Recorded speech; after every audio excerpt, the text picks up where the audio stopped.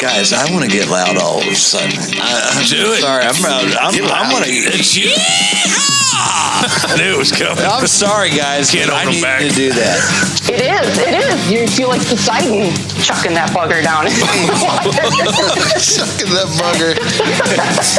Did you butt out that deer? I did not butt out that deer, but the next one I get, Okay. it's getting its butt out. Is that little Stevie out here in the back? Drobop. Bow drop, I'm sorry. Drobop. Hello. Stay tuned. I'll be back after my seizure.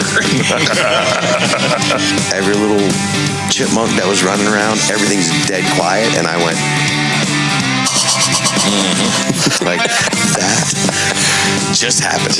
I saw what is in essence a nature-gasm. Hey guys, you're listening to the Rotten River Pursuits podcast. We just fired up the Sonic Campfire. Welcome.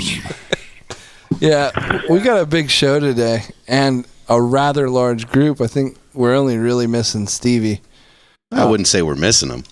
Ooh, shots fired. Whoa. Just kidding, Stevie. We've already started. So, who do we have with us? I'm Uncle Buck. Hey, I'm Ryan. I'm Catfish. I'm Kyle. This is Dave. And I'm Will. And I'm Stevie. Did you capture that soundbite? That was pretty good. Yeah, no. Was that Steve from last week? Yeah, we're recording. That was spot on. Oh. That is Stevie. No, I thought you were playing back Stevie's audio from last week. Sound just like him. Like to hear it? Here we go.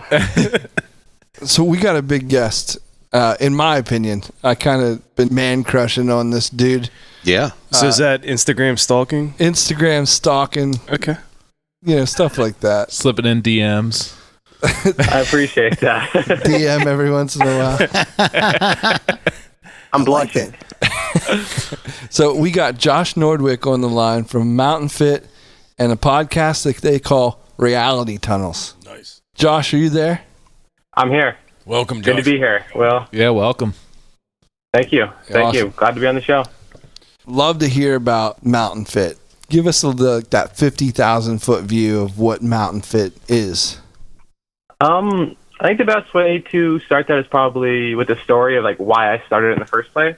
Yep. So I was working at a gym, focusing kind of like a warehouse athletic training facility, and I was focusing on corrective exercise. So I was getting really in depth with helping people overcome like back pain, knee pain, shoulder pain by correcting like muscular imbalances to regain spinal alignment, get the pelvis in proper position, and all that kind of stuff. And my dad actually, who had grown up lifting weights and had gotten me into it when I was very young, he ended up having some really bad spinal issues, and he was really, really struggling. It was actually, my brother was getting married, and he was like really struggling to even make the wedding because he was in such bad pain. He had a couple slip discs. Ooh. So I ended up working with him, doing a bunch of corrective exercise, helping him get his spine back into alignment and get out of pain, and then helping him get really fit so he could get back into bow hunting. He originally got me into bow hunting, got me and my brothers into it. So I kind of realized that there was a big need after I did that. I had some other people in my family, some friends, lots of like kind of former bow hunters that had lost the fitness necessary to get deep into the backcountry. And I kind of just started helping people do that. And the more bigger their need was, I wrote a book on it called Mountain Fit, the Hunter's Fitness Solution. And now I do coaching clients online. So I guide people through full fitness transformations from like 6 months to 12 months, sometimes longer depending on the person and the situation. But it's basically all custom, individualized training programs tailored to your body to help with any kind of muscular imbalances you have, along with like a full nutrition curriculum and weekly coaching calls. How close do you live to Pennsylvania? I live anywhere, actually. I live on Earth, so we're both on Earth, I guess. I'm always around, man. I live out of a Sprinter van right now. Yeah, dude, that's awesome. Now, I was just going to invite you to Pennsylvania and start that training. I have multiple back surgeries and disc problems, and archery hunting is tough for me. So this is super intriguing. Can we talk more about how you get these guys' strength back in their lower back? Yeah, absolutely, man. Some of that stuff is a bit complex, and I will do my best to do it just verbally. So it is a lot easier to do. I have a bunch of videos and stuff on it. Kind of when you have like the visual representations of what's going on with the movement patterns, what's going on with the spine. But I'll definitely talk you through it as best as I can on the phone.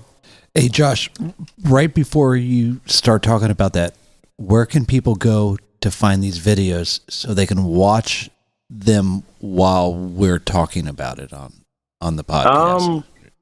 There's Good question. some stuff. A lot of this stuff is for my coaching clients only. And there's kind of a whole intro thing so they can understand what's happening in the videos. So most of the time, like in my book, Mountain Fit the Hunter's Fitness Solution, there's also on my website, joshnordwick.com. If you go there, there's a bunch of blog posts about all kinds of different things fitness related. There's one on movement, the importance of like movement quality before trying to get into great shape. So basically what that means is most people, like when they want to get in shape, I gotta go hunting, they start focusing on quantity of movement. They focus on how much they can move, how much weight they can lift, how far they can run, how fast they can run. But I think that the neglected thing is focusing on movement quality, which is training your body to function appropriately. So to move with proper movement patterns to fix muscular imbalances. Yeah. And I have a whole big in-depth blog post on my website about that. My brother, I think it's called. My brother Will's constantly telling me that you're doing it wrong whenever I'm lifting his weights down here in the basement. But so that's actually, I mean, not that I don't believe him, but that's actually really important to do it correctly. Yeah, man. So basically, the way you can kind of imagine it, for example, is like, say you're doing a squat, right? And if your lower back's rounding when you're doing a squat, the spine is meant to be like a compressive structure kind of. So the spine is really strong when force is pushing vertically on it, between the vertebrae, and then the discs are really strong. But when you start like rounding your back, for example, and you start to get a rounded back, and then you start to get shear forces, which are forces that are pushing the discs out of alignment. That's when you start getting nerve issues, back pain, all that kind of stuff.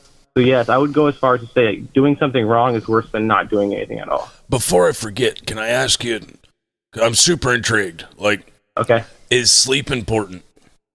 Extremely important. I actually bought a new heart rate monitor today. It's called the Polar H10. But basically what that allows me to do is measure my heart rate variability, which is just a cool way of measuring how recovered I am. Because the research actually shows that you can determine how likely somebody is to get sick, how likely they are to get injured. And the way they do that is they measure the interval between heartbeats. So if the time between each of your heartbeats is the same, that's actually not a good thing. You would think that's good, but that means that somebody's not very well recovered. So you want a varying amount of time between each heartbeat, and then you can score that, and then you can kind of have a baseline of that to do that every day. And you can tell that if you don't sleep very well, then your HRV score goes down really low, and you become very susceptible to injuries, to illnesses, and also to like emotional outbursts. People who get angry a lot easier if they're not well recovered, and that's directly related to sleep quality. Yeah, okay. That sounds just like eating. catfish. I think that's the problem. Guilty as charged here. I don't have the first two. I don't ever get sick. And we were just out on the moon fishing down at Susquehanna, and I took a hell of a tumble on the slippery rocks. It rained. They turned to mud. I fell like, 6 feet down a rock and crashed, saved the rod. And I'm not hurt, but... He did yell at me, though. I have those moody outbursts. And I've always said I think it's because I'm tired. I don't ever sleep. Even when I am in bed, I'm awake. So I just go to the garage and pace. I wish I knew how to sleep better. What happens when you sleep? Is your mind race or what happens? It is. So, not the new TVs. So, Josh, remember the old television when you pushed the up button and you held it in, the channels would come on very, very quickly. There was no delay. It was just if you held the up button, you could go from channel 20 to 100 and you would see every channel very, very quickly. Okay, yeah. My mind is like that. It switches channels constantly to where I can't concentrate on one channel. And then like an hour will go by and I don't even know what I was thinking about. So interesting. Yeah. It's very confusing and it's frustrating, and I'll just toss and turn. I think really for me, when I lay in bed and everything stops and it gets quiet and there's nothing to do, I realize I'm in pain that I wasn't before when I was busy for the last 12 hours. I was concentrating on whatever, welding, sanding, fishing, whatever the case may be. Now I know I'm in pain, and it bugs me to feel, being honest, it bugs me to feel vulnerable.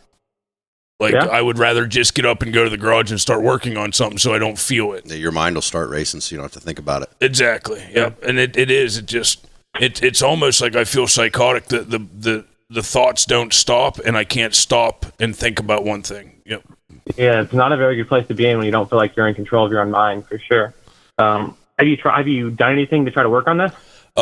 Honest to God, the only time that it slows down is when I am very busy working on a project, or when I'm fishing. Or I can sit in a tree stand all night and be totally calm and have control of my mind. I can be sitting out by the river and put my feet in the water and have none of those problems. I don't feel the pain. I don't feel anxiety. I don't feel like my mind's racing. I'm just calm. But you're focused though too. You're like when you're especially like in a tree stand because you're depending upon more than just sight. Like you're hearing, so you're even breathing slower. You're controlling. I'm focused on a project. Exactly, and I think that is directly. I don't want to drag it out. Right. I know that sleep's important, and I don't get much of it. I guess Sleep's crucial, man. It's probably the most important thing. So it's really, really important to prevent an early grave being the biggest thing, to get enough sleep. And I would say, man, if you feel like when you're out hunting or you're out fishing, that's time when you can like rest, you should just like close your eyes, like count your breaths for maybe just sets of 10, see how long you can just like focus on your inhale and exhale, like breathing in, then out. Do that, like count to 10, maybe 5 to 10 times, and then visualize yourself fishing or hunting like you are, like you feel calm in that place. So if that can bring you calm, do that in bed, and then like let yourself fall to sleep doing that. Just imagine, casting out a rod into a creek or a river or sitting in your tree stand. Yeah. So if that can bring you some kind of calm and help you sleep, then the pain and all those things are going to clear up because of that. Yeah. But if you're not able to sleep, then all those things are going to keep getting worse and worse over time. Well, I appreciate that. I will try that. I'll chat with you more about that later too, man, because I have a ton of stuff you can do to work on that as far as like breath work, different meditation, different kind of sleep rituals. That's it's very important, man. The biggest thing I work on with all my clients is getting them good sleep. If I sleep 3 or 4 hours a night, I did pretty good. Yeah, man. So that definitely needs to be addressed. Now, Josh, the services that you offer, they seem fairly complex. What exactly is your background in, like education wise, and like, did you used to be a personal trainer? Yeah, man. So, I got really into kind of fitness and working out really young because I grew up a huge family, man. My mom was one of 12. I had like 50 cousins, and like it seemed like they were all male, and they were all like a few years older than me. Mm-hmm. So I was always like fighting with them and competing with them, and I was always like naturally a little bit skinnier, so I wanted to get bigger. So by the time I was like 14, 15, and the internet was around when I'm in high school. So I'm 14, 15, and I'm trying to get in shape, trying to get bigger. So I'm reading everything online that I can figure out about it, buying books, buying all this stuff. So mostly self-educated to start. And then around 18 to probably 21, I worked in that warehouse gym I was telling you about. Yep. So just kind of focusing on corrective exercise. I had a really cool mentor that knew a lot of the stuff then. Okay. A lot of physical therapy type stuff, and he was teaching me all that stuff. I was going to school for engineering at the time. Okay. And playing college football too. And I eventually kind of ended that route, realized that's not what I wanted to do. So since then I've gotten several certifications. I'm certified through the National Academy of Sports Medicine as a personal trainer. I'm certified through Precision Nutrition as a health kind of nutrition coach. Yep. And certified through Bioforce as a conditioning specialist as well. Okay. Yeah, good deal. Yeah, it's good. So you kind of have a broad background between personal training and the nutrition side. Yeah. I've gotten into all of it. And I study it all pretty in-depthly, man. I study all kinds of other stuff that's related to health. I think nutrition's a big part, sleep's a big part, but there's just so many elements or ways of approaching health. So I'm really curious about all of them, and I'm always trying to learn more. Yeah. Now, how would you, what's your typical plan look like for somebody? Like duration-wise? Yeah, so it depends, man. I customize everything specific to the individual. So it's like their calendar. So if they have 15 minutes to work out in the morning, 3 days a week, then that's what we do. That's obviously not the best approach to do it, but I start with where they're at. So it depends where my client's at. And then I try to help them get to where they're going. And I help them set, realistic expectations about what they can accomplish based on what they can invest and what they're willing to sacrifice. Because anytime you're doing a health or fitness program. It's all about investment versus outcome. So you have to sacrifice if you want to get results. Absolutely. And like, for example, if you wanted to get like a six pack and be a professional bodybuilder, which I'm not like recommending whatsoever for anybody, that's going to take a huge investment. If you're going to be a powerlifter, it's going to take a huge investment. You're going to be competitive, but if you just want to like lose a little bit of fat, have better, mountain endurance, you can go hunting, get out of pain, just move better and increase your longevity. I mean, 30 minutes a day is plenty for that. Yeah. Awesome. In my opinion, maybe one or two longer workouts each week. Yeah, Josh, that's awesome that you kind of can customize those plans to every single individual and kind of cater it to help them reach their fitness goals. Yeah, thanks, man. I appreciate that. Absolutely. I guess the way I kind of say it is that you could give someone the best fitness or diet plan in the world, but if they can't follow it, then it's not the best fitness or diet plan program in the world. It's actually a really poor one. Yeah. Absolutely. You're a realist then. So there's lots of people that like meal prep and like how you want to get stronger, you want to get healthier, you might want to lose a little bit of weight. I mean, is it wrong though to give yourself like a bonus? Can you have a soda? What about Choco Taco? Yeah, man, I don't like to think of fitness in terms of cutting things out. I like to think of it more in terms of adding healthy things. So I think it's the best approach for most people to start off with. And instead of being like, oh, I can't have this or I can't have that, it gets to a point where it's like you're kind of punishing yourself. And if you're punishing yourself, you're not going to want to keep doing it. So instead of saying, can I have a soda, maybe you'd be like, okay, like if I'm drinking a soda every day, maybe I'll drink a full glass of water before I drink my soda. And then maybe I won't drink as much soda if I don't feel like I need to. What if you're fighting with something that you want and you won't give it to yourself? I think it requires some negotiation in that sense. You have to negotiate with yourself and realize what it is you want, why you want it, and maybe have less of it. Or if you want something really bad and you're not letting yourself have it, it's going to be a difficult challenge to maintain that long term. Does that make sense? It does, very much so. Absolutely. So Josh, the negotiation.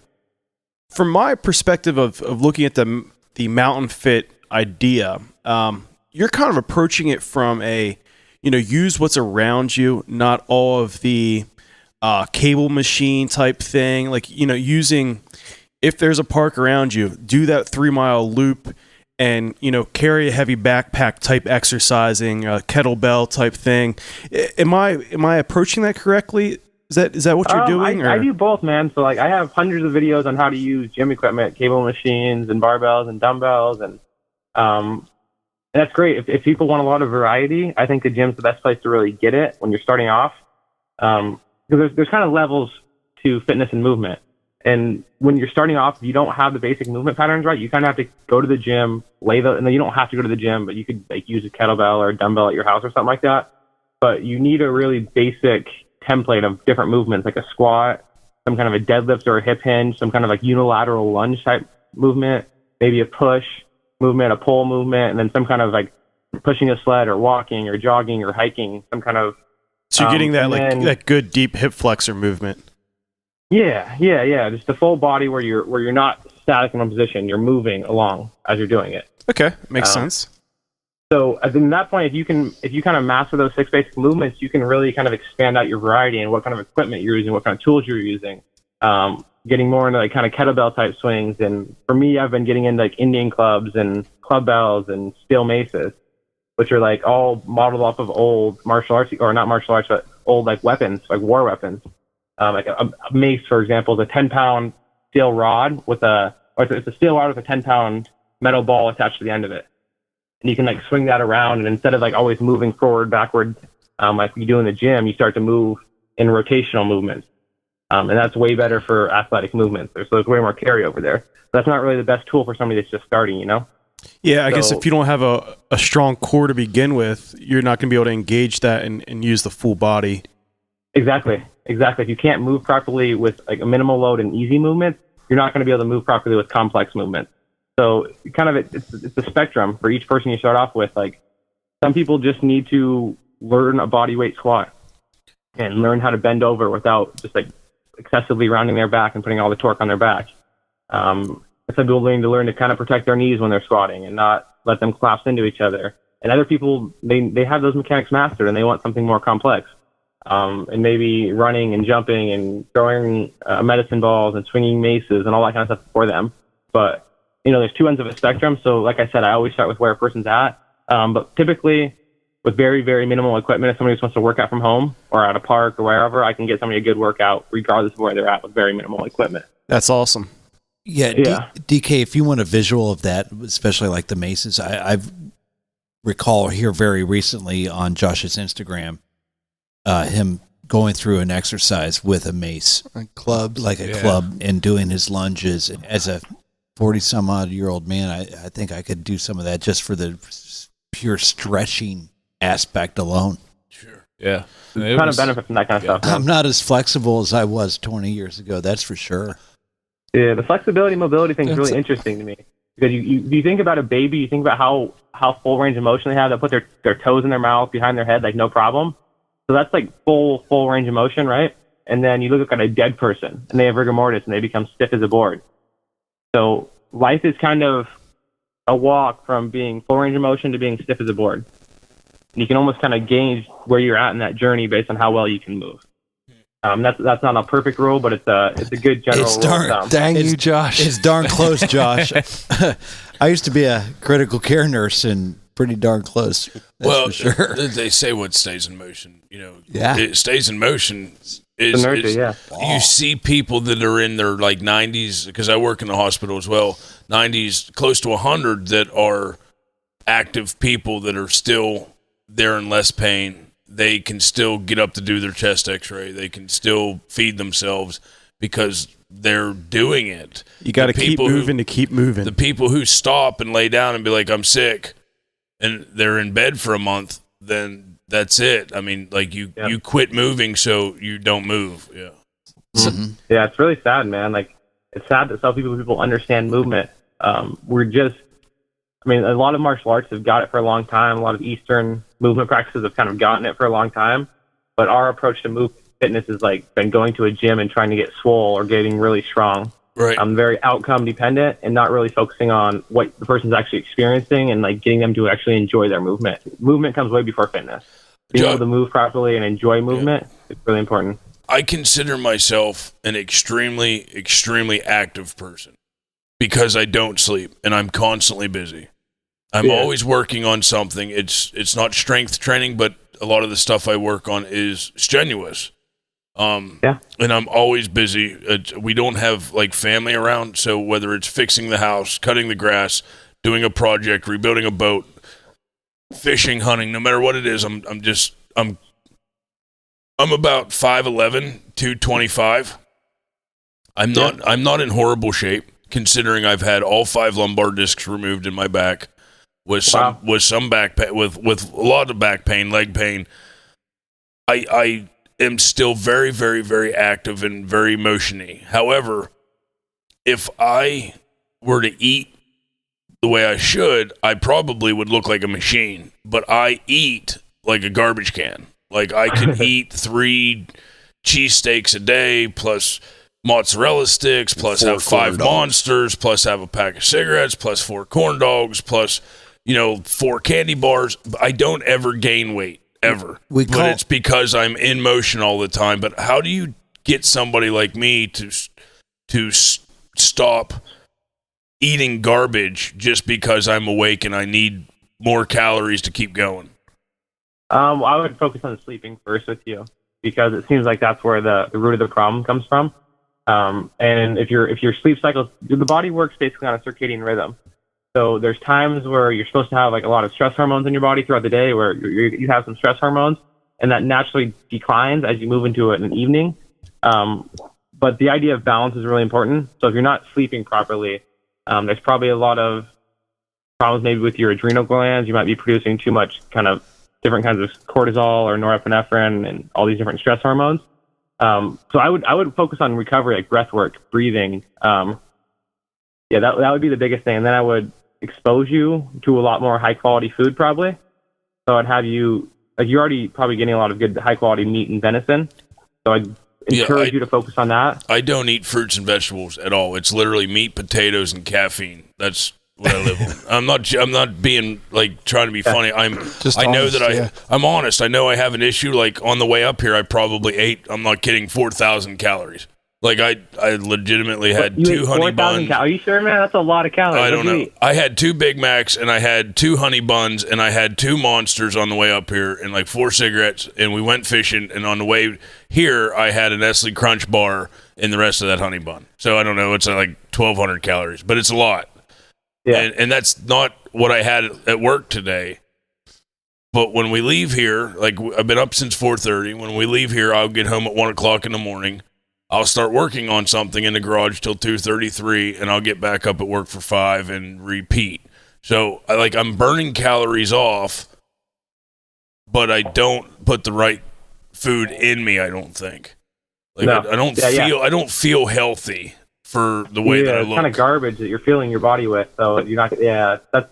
Why don't you eat fruits and vegetables, man? I don't like fruits and vegetables. I'm just being honest. I'm not being rude. I've tried broccoli. No, that's not. I like jalapeno peppers, but they're deep fried and got cheese in them. But I'm just being serious. I don't like salad. I don't like peppers. I don't like tomatoes. I can't stand fruit. I do like pears on occasion, and and I'll eat a banana when my leg hurts. Like I know I'm low in potassium. Bananas aren't horrible, but it's not something I keep in the house. Yeah. Your taste buds are just adapted, man. Your taste buds are adapted to basically how all these big corporations work. For example, like McDonald's or anything like that. They're going to put in all kinds of fats and saturated fats, tons of salt, and then tons of sweet stuff like sugar.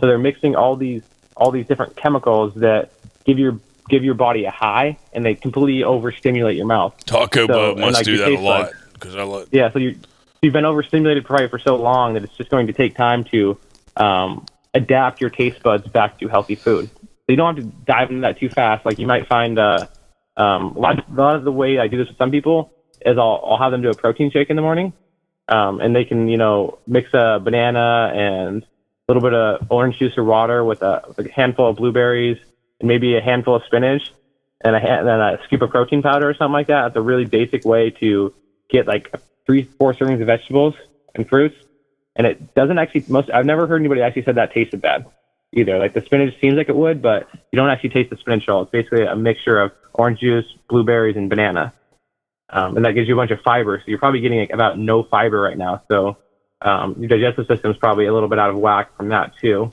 Oh my, yeah. And you need peanut butter. Oh, I love peanut butter. Peanut butter will help everything. I'll eat a whole jar of peanut butter one day. I'm not kidding. That's one of the posts on Josh's Instagram that I love the most. As I was looking through that, was a picture of Mel Gibson. They can take our carbs, but they can't take our peanut butter. I don't mean to make this about me, but I mean, he was intriguing me, and I was, I'm not trying to fix myself, but if I can make myself sleep or feel a little bit better, like for as much crap as I put in me, I should have more energy. I have to constantly push through being tired to do the projects that I do, but I always somehow make it to the end. You need that REM sleep, bud. Yeah. I mean, that is, there's a reason why people who work night shift die early and have lower life expectancies. Because you don't sleep right. Catfish kind of led into kind of what his concerns and issues were. What does your typical client look like? It's interesting, man. There's a full range of people reach out to me. For a long time, it was just hunters, and now it's really expanding out as I do the podcast. But I work with people who are excessively, obese, hundreds of plus pounds overweight. I work with people who are athletes that are preparing for competitions. But I would say my typical client, if I had to give like a demographic, would be probably somebody in their mid 40s or 50s that's hunted their whole life, that now has, maybe an extra 40 pounds of fat and achy knees and an achy lower back, and they can't really hunt like they used to. I'm in that camp. To change that. Where's all those guys? I'm hunting with them. No, this is really, really, really cool, and it's only one facet of Josh. I mean, oh yeah. Well, it's something Josh brought up right before we started recording. If I could, I want to go back to I think maybe what is the root of some of this stuff that Josh is working on.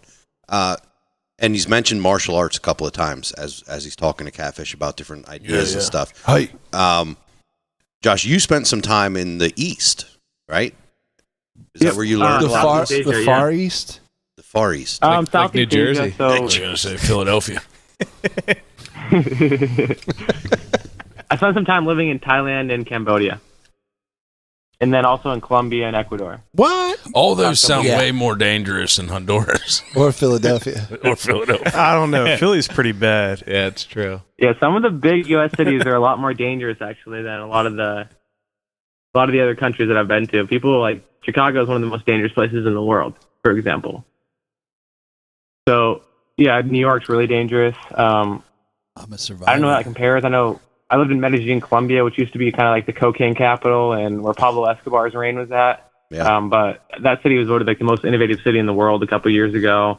It's really excellent. It's really cheap. I worked my computer, so I was down there kind of doing some exploring. But would you say though that some of those principles that you were discussing about like the importance of movement and things like that, is that a lot of that based on martial arts, and is it your time spent in Asia? Where that came from? My initial martial arts training came when I was a kid. I trained Ronin Jitsu, which is kind of a Jim Harrison's martial art, and he was like the national champion in kickboxing, karate, and judo all at the same time. He's kind of one of the guys that first started MMA in the States too. So I was really lucky to train for him for over a year when I was a kid. He was really versed in like the philosophy of like the Japanese. He trained a long time in the Japanese and Southeast Asia, all the places that I went to. But he was very much like the samurai path and like the samurai philosophy. So I had that ingrained in me quite young, I was really blessed to have that. So as far as movement quality type stuff, I did train Muay Thai over in Thailand too. And that was just kind of adding a few different weapons, elbows and knees, and a little bit more power to my kicks. That's kind of what I got out of that. Did you kick down a banana tree? No, man, my shins aren't conditioned like that. Those guys are crazy though. Have you seen those videos of those little Thai fighters, man? They'll be like 120 pounds, like 5'3", and they could just like boot me 5 feet back. Like they could kick with more force than I could. And, like I was like 190, like all muscle. I was like, how do you kick so hard? I got into that stuff too. I got into that Tasmanian Thai stuff devils. for like a hot minute when I was in At the buffet? like middle school. No, not the buffet. You gotta watch out for that Thai hot sauce. But when I was in middle school and I was doing a little bit of studying up and I was watching how they're like kicking trees and these big timbers and stuff, I went down into my basement and we had like the metal support poles like this, and I remember actually just like standing in front of it and just kicking it with my shins and then hitting it with my elbows and forearms. Yeah. How long? Yeah.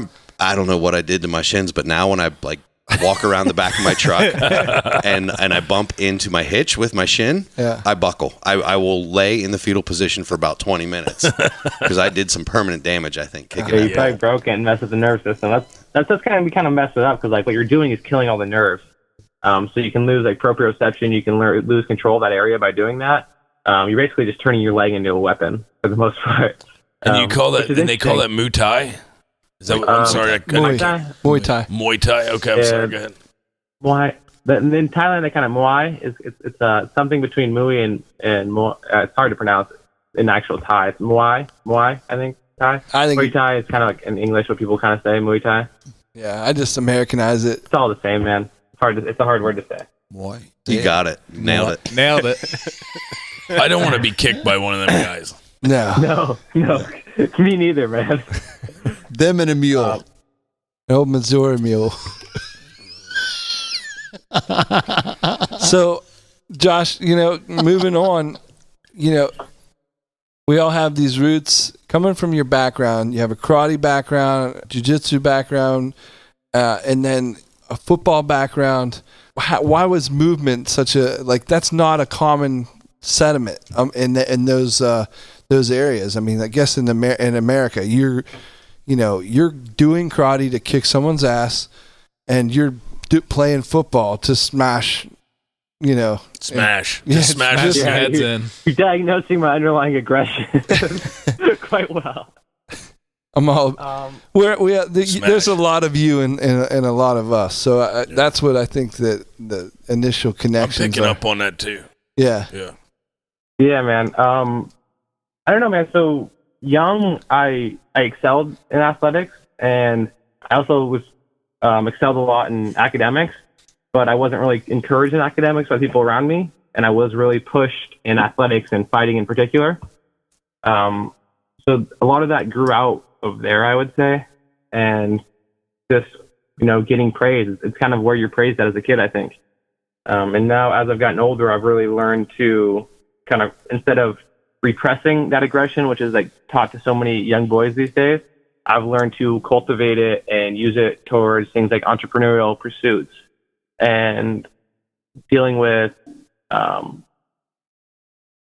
issues and dealing with people being aggressive towards me with my words a lot of the time, because I'm so comfortable with the physical side of things that I don't really have to worry about it.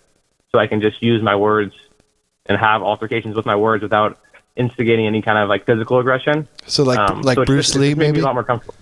What's that? Like Bruce Lee, like the art of fighting without fighting. I love Bruce Lee, man.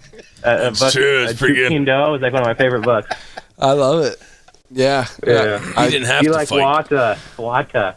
Yeah, I read a couple of his books, Striking Thoughts, different things.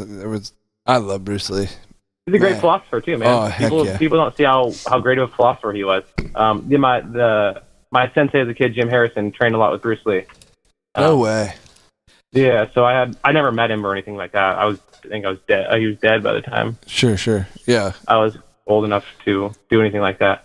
But we all have that inner superhero guy instilled into us. There's a Bruce Lee in everyone, I think. I think Josh is cutting himself short. Josh, Uncle Buck here. I just got done listening to your episode number 6 with Josh Aiken. And and the reason why I say you're cutting yourself short, and I think you're giving way too much influence to your general physicality. And I think it also is important. How old are you? We need to get this on the table too, because you're amazingly young for the maturity and where you are in life mentally. Yeah. So how I typically respond to that when people ask me that, I was like, I don't know how many turns around the sun I've been, but I'm 24, man. 24. All right. And getting back to that, listening to that episode, the one thing I recognize in you turn all this wisdom and all this insight, and you rake Josh Nordwick over the coals over this. You point this in at you. You're comfortable with tearing yourself down, looking at yourself, improving, and not looking at that as a weakness. Your sensitivities are your strength, which makes your strength even stronger than. Thank you. I really admire in you. This is a cool segue into another facet of Josh Nordwick, which is the Reality Tunnels podcast. And to echo Uncle Buck, this podcast is brutally honest and in the face of feeling any kind of vulnerability or you're allowed to feel, you're allowed to experience, you're allowed to do a lot of things that I think we just That's what life's about, man. push down. Those are the things that really matter to me. To me, I think as a society, we're incredibly just covered with fear and shame, and we feel ashamed just to share our experiences. And I felt that way very, very deeply growing up.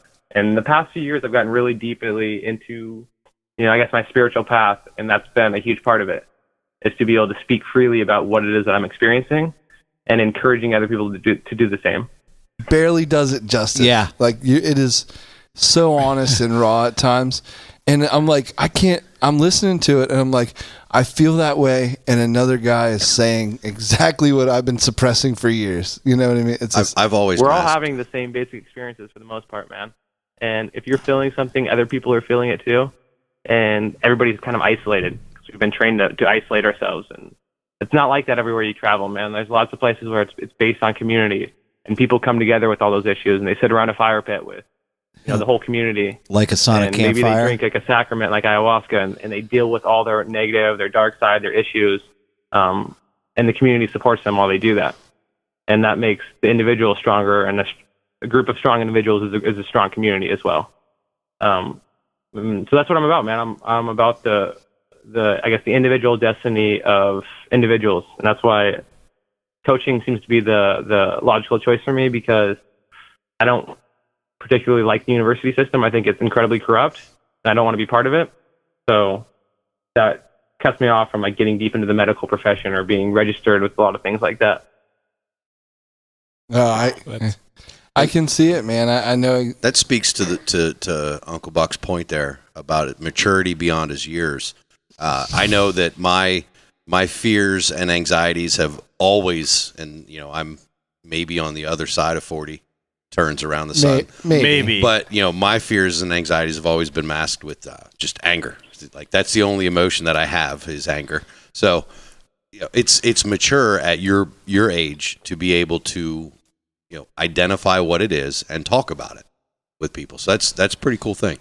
Yeah, and it's a lot more than just a lot of people think that like, oh, it's like weak, girly, whatever. But it's like if you're struggling with an issue and you're lying to yourself about something you're experiencing and pretending you're not experiencing it, maybe covering it with machismo, which is a big thing, acting overly manly, which I think is what a lot of people do. They act like, oh, I'm so tough, that doesn't faze me, that doesn't bother me.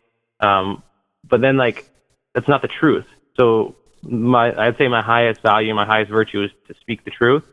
And when you don't speak the truth, it's almost like the fabric of reality it's blasphemy. Starts to work against you instead of it being at your back. So when you speak the truth, it's like all of reality is at your back, blowing you forward. But when you speak against the truth of what it actually is, then it comes in your face and it's at you. I try to speak the truth, and because I try to speak the truth, I don't have to think about what I'm going to say or what I'm going to talk about. I don't have to worry about saying something wrong on this podcast, because my general rule on any podcast, anything I do is just to say the truth as it comes to me. Do you find that intimidates people? Absolutely, yeah. I agree. Yes. You guys, and that's okay. You guys might do some karate in the garage. Like I said, I could talk to Josh all night long on this subject. He's your brother. Yeah.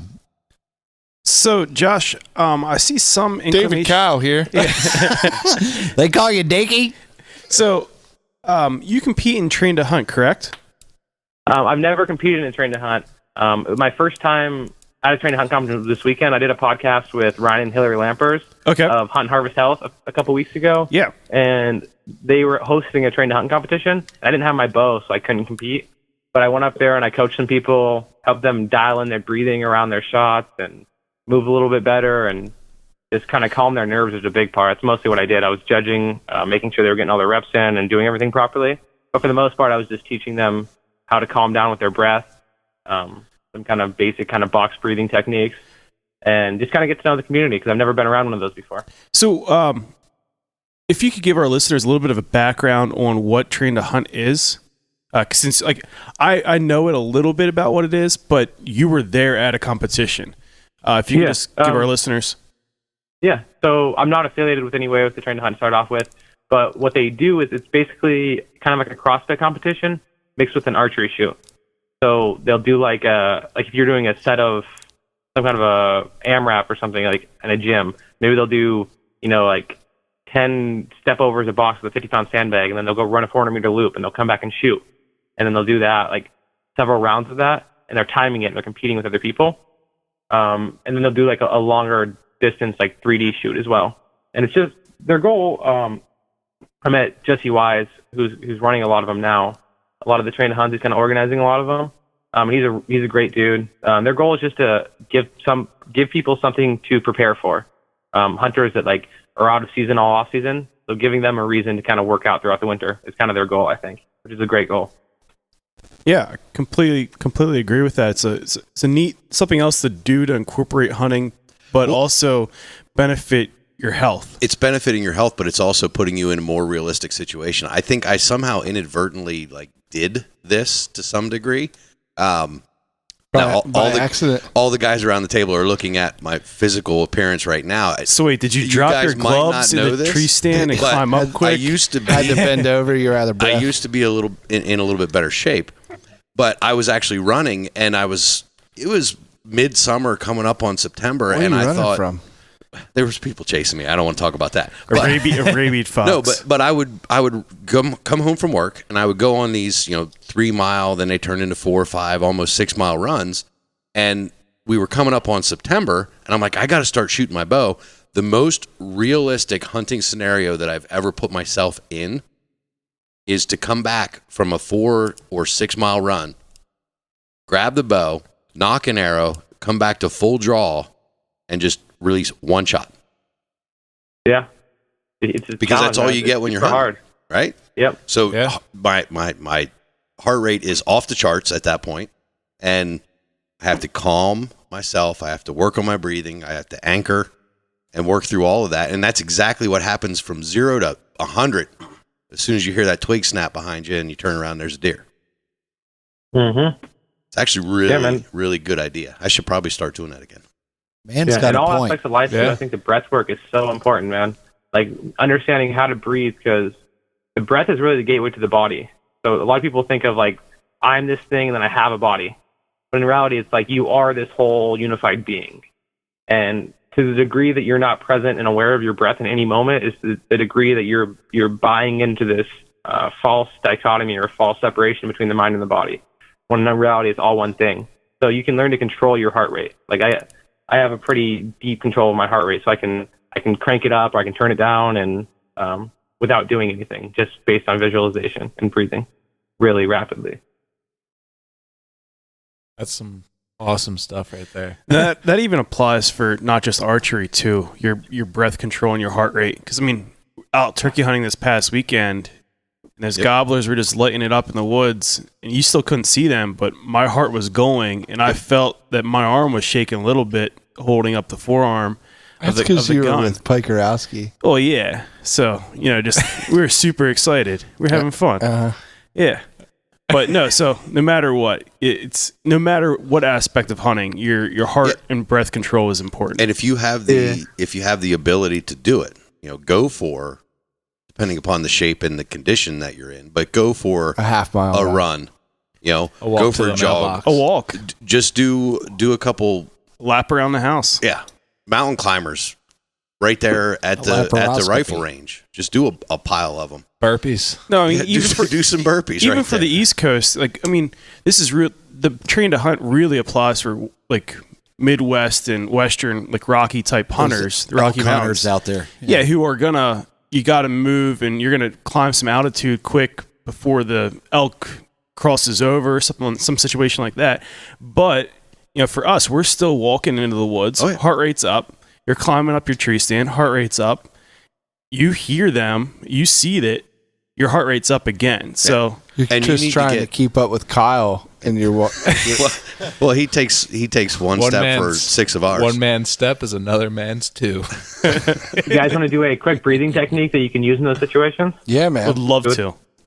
Cool. The audience can follow along too. So this one's called box breathing. I learned it from Joel Jamieson, who is kind of like the elite training coach for a lot of UFC fighters. He trains like Dimitri Johnson. And stuff like that. It's a common breathing technique though, so it's not something he invented. But basically, how box breathing is you're going to breathe in through 4 seconds through the nose. You breathe in 4 seconds, you hold the top for 4 seconds, and you breathe out through the nose 4 seconds, then you hold 4 seconds. And it's going to kind of reset your nervous system and bring you to a more steady state. So we can go along and do it now. So we'll breathe in, hold, breathe out, hold. Breathe in, hold, breathe out, hold, and in this last hold is where your nervous system is really going to kind of relax, and you're going to go from that fight or flight state to the rest and digest state. And this would be the point now where I'd do a round of that or 2 rounds of that, and I would draw my bow, and I would breathe in as I draw my bow, and as I breathe out is when I'm gonna let go of the arrow. And you can do as many rounds. Like you could use that before sleep. That's a great technique before you go to sleep. Do that if you could do that for 10 minutes, 20 minutes, you're going to be shocked at all the thoughts that kind of come to your mind. And every time a thought comes to your mind, just back to your breath. It's like, I call it the monkey mind, but it's all this chatter and all these thoughts that want to come up. And it's like they're controlling you rather than you controlling them. So thoughts are a great tool to have, but you don't want them to control you. Yeah. You did say that you release on the exhale. Is that right? Yeah. So I would, as I draw, I would take a big inhale as I pull back. And like as I'm exhaling, it'd be a really slow exhale. Right. So I don't really know when I'm going to release. It's right. That's just like like squeezing rather than pulling the trigger. So as I'm exhaling, I'm kind of squeezing. And it's kind of a calm thing. It's kind of like a letting go. I'm letting go of my oxygen, and as I'm letting go of an arrow. And the arrow kind of becomes, the bow becomes a part of me. The arrow becomes a part of me. As I would let go of air, I let go of the arrow. Yeah. Just for the record, and I don't know if this ties this into anything else that you've studied or any training you've done. Probably not. But that's exactly how the Marine Corps teaches that at marksman school. Really? Right. I never really had anybody teach me that, actually, so that's pretty cool. It's called the natural point of aim, right? So, and you were talking about it, inhale, and you were holding it for a couple of seconds, then you exhale. But if you feel like you could actually feel your body, I'm sure you guys felt this. When you inhale and you hold it for 4 seconds, your body's almost fighting that. But when you exhale, there is a natural pause in your breathing cycle, and they call that the natural point of aim. So when you inhale, Napa, and you allow the rifle to go off, don't make it go off. Correct. You know, but when you're inhaling, and you can hold that, and then as you exhale, hold that, and then when you're at that natural point of aim, that 4 seconds of hold after the exhale, that's when you apply a little bit more pressure to either the trigger or your back tension release or whatever you're shooting. Apply a little bit more pressure, and don't stop your body. But when you're ready to inhale again, don't continue to squeeze. Yeah, you're just stopping the pressure. And it's the same thing. So they call that the natural point of aim. The Marine Corps teaches it that way. It's crazy you said that, because it's exactly how, when I shot competition archery, I never was taught that either. It just was. It felt like it was like a natural thing to do because of how Dad taught me how to shoot my rifle. Like it's perfect. Yeah, you're trained properly. That's good. That's cool, man. So, yeah, the breathing techniques are super important. You can use that before going to sleep too. Box breathing will calm down that chatter in your mind and bring you to a balanced state where you can fall asleep. And you can accentuate the exhale if you're trying to relax. So maybe go 5 or 6 seconds on the exhale. So let down a little bit and hold 5 or 6 seconds. I think you can extend that past 4. You could be going 8, 10, 12 second inhale, 12 second hold, 12 second exhale, 12 second hold. The longer you do that, the more of a calm state you're going to get into. Eventually you're going to hit a fight or flight state because you're so stressed out because you're going too slow. But you'll feel that and know you've gone too far. I think if we did box breathing for podcasting, we'd have less nose whistles. It's possible. You'd have less what? Nose whistles. I don't know. I was breathing right into the mic during it. But they crop up more over the winter. Yeah, they do. And it's allergy season, bud. Take it easy. Yeah, it's seasonal nose whistles. Take it easy, Sneezy. Josh, we're running almost out of time. We got a little while longer. I love everything. I'd like to continue this conversation. Definitely more about how, if anything else, if you're physically healthier, you're mentally healthier, and vice versa. But I want to ask you, as a hunter, what is it that you want to go hunting in life yet that you haven't hunted? Like, let's just want to get just into hunting. Like, do you have like a bucket list hunt that you haven't done yet? I don't, man. I really love hunting elk. That's kind of what I grew up on, and that's kind of my favorite animal to hunt. Archery hunting elk in Montana. It's kind of my dream hunt. I get to do it every year. Yeah, man, I don't have a huge desire to go into other cultures and hunt their animals. I don't, and that might come eventually. Not downgrading or anything like that, but I think just to further experience the elk and know it better and understand it better and understand its patterns and the experience of going out hunting it, preparing it. I would like to get better as an elk hunter. I don't think I'm nearly as good of an elk hunter as I could be. I don't think I'm nearly as good of an archery hunter as I could be. I would like to master the calls better than I have. I would like to get a better, deeper understanding of the wind and why it changes and when it changes, and the solar, like what the moon cycles and the sun cycles, and all of those things. And really just, I'd like to just be a better elk hunter. That's a great answer. There's nothing wrong with not wanting to hunt other things, but being more precise in what you're hunting. It's a perfect answer. And it's not one that we've gotten yet on the podcast, so I appreciate your honesty. Well, that says something about you too, Josh. I mean, I feel like it's just kind of replicates everything else that you've done. You're looking to almost master that one species or that one style of hunting, where it's like, in today's day and age, you have people running around like chickens with their heads cut off, just running to the next best thing. Whether it's they want to get their North American Grand Slam or get that. It's not often where you run into somebody that's just kind of focusing on that one game species. And you get a dopamine kick from all those things, and it'll feel great when you do it. But I don't think there's nothing really externally that you can do that's going to fulfill you.